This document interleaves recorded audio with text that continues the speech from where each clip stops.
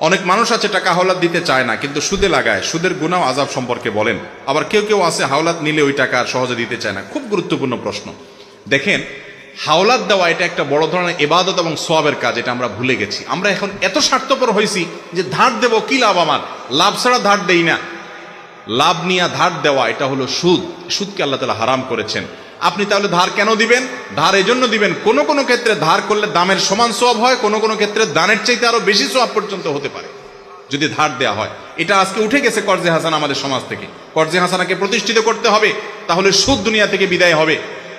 যিনি কর্জা নেন সে ব্যক্তিও আবার ঘোরাঘুরি করেন। টাকা একবার নিতে পারলে এরপরে ওর পিছে পিছে পাওনাদার বেচারা ঘোরা লাগে, ঠিক না ঠিক?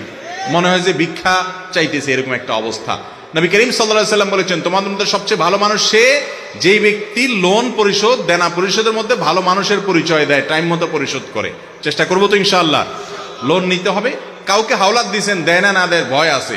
শরীয়ত বন্ধকের সিস্টেম রাখছে, কিছু বন্ধক রাখেন, ওই সমমূল্যের জিনিস রাখেন, যদি সে গড়িমসি করে ওইটা বিক্রি করে টাকা উঠাইতে পারবেন, তাহলে তো সমাধান হয়ে গেল।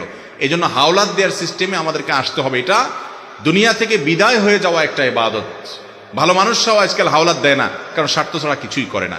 আল্লাহ তাআলা আমাদেরকে বুঝার তৌফিক দান করুন।